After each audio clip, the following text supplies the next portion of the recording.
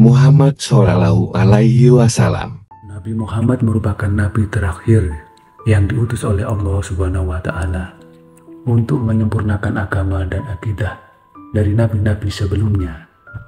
Rasulullah Muhammad Shallallahu Alaihi Wasallam merupakan rahmat bagi alam semesta. Ketinggian akhlaknya, budi pekertinya, dan kemuliaannya, sebagian ulama menganggap malam kelahirannya tidak kalah mulianya dibandingkan dengan malam Lailatul Qadar. Karena adanya malam Lailatul Qadar, sebagian malam diturunkan Al-Quran, sebabkan adanya kelahiran Rasulullah sebagai penerima wahyu Al-Quran.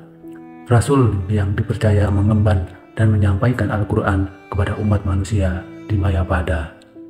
Demikian mulianya Rasulullah Shallallahu Alaihi Wasallam hingga dalam hadis qudsi diungkapkan, Wallahu ta'ala la adamal laula Muhammad ma khalaqtaka. Allah Subhanahu wa Ta'ala berkata kepada Nabi Adam alaihissalam, jika tidak karena Muhammad, aku tidak ciptakan engkau wahai Adam. Dalam riwayat lain dikatakan, jika tidak karena Muhammad, aku tidak ciptakan alam semesta ini.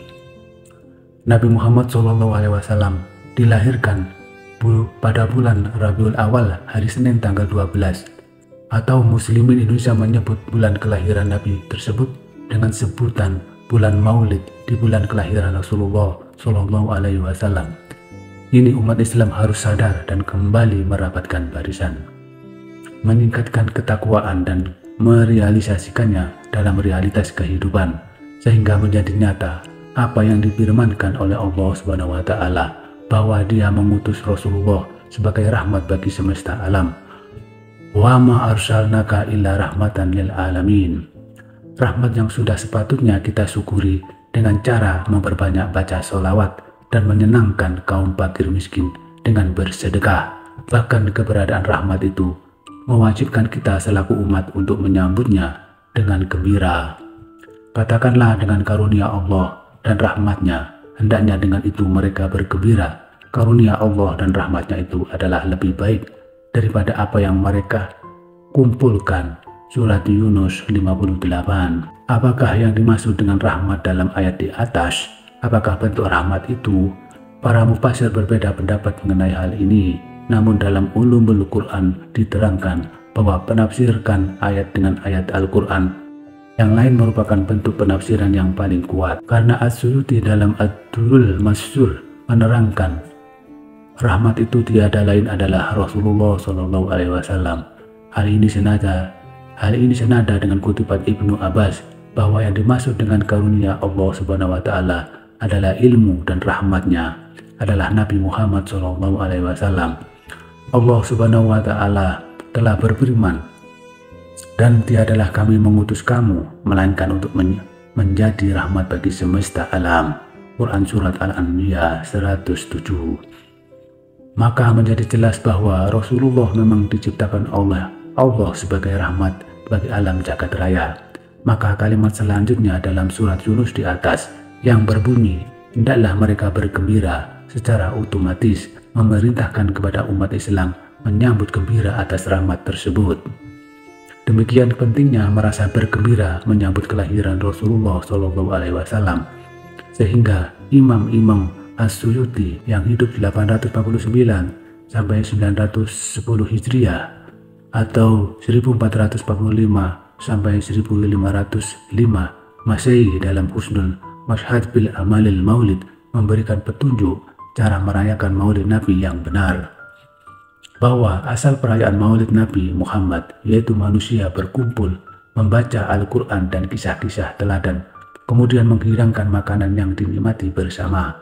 Setelah itu mereka pulang, hanya itu yang dilakukan, tidak lebih. Semua itu termasuk bid'ah hasanah. Orang yang melakukannya diberi pahala karena mengagungkan derajat Nabi, menampakkan sukacita dan kegembiraan di atas kelahiran Nabi Muhammad yang mulia.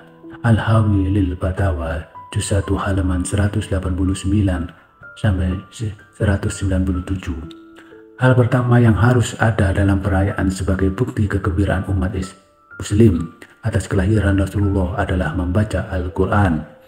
Karena Al-Quran adalah mukjizat Rasulullah sekaligus pedoman hidup bagi umat Muslim.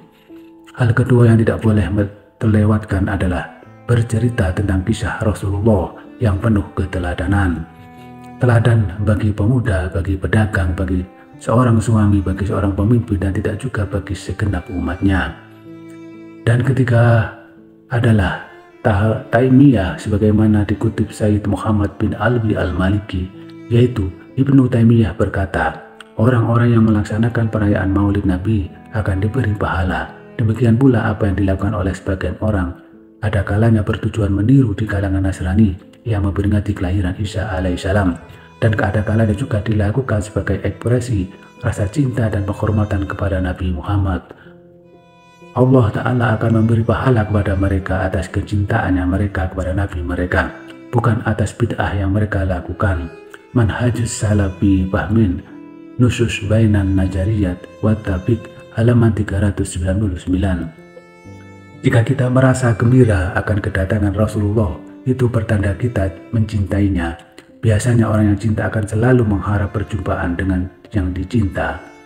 Sebagaimana layaknya pemuda yang baru merasa gandrung dengan sang kekasih, ingin selalu bertemu walaupun hanya dalam mimpi.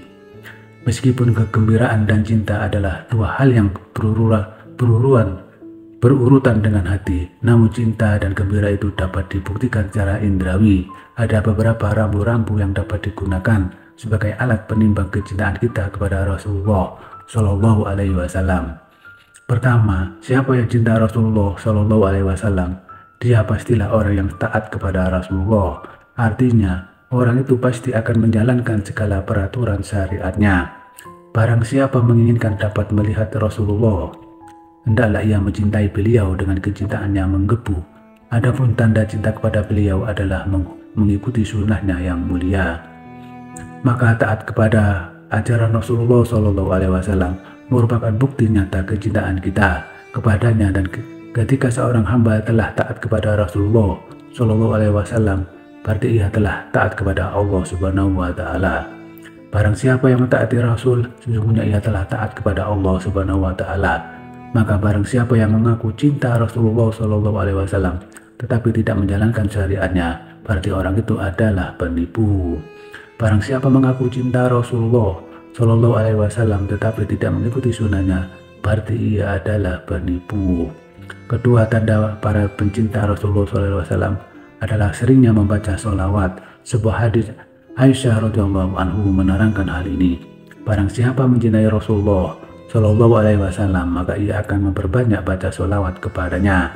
Adapun buahnya adalah memperoleh syafaat beliau dan menyertainya di surga. Selain berfungsi sebagai penanda cinta, sholawat kepada Rasulullah juga merupakan tanaman yang buahnya adalah syafaat di surga. Tanda ketiga adalah barang siapa yang mencintai Rasulullah, pasti ia akan memperbanyak mengingat beliau, mengingat berbagai kisah hidupnya, mengingat kepahlawannya dan mengingat kebijaksanaannya, dan tidak lupa meneladaninya.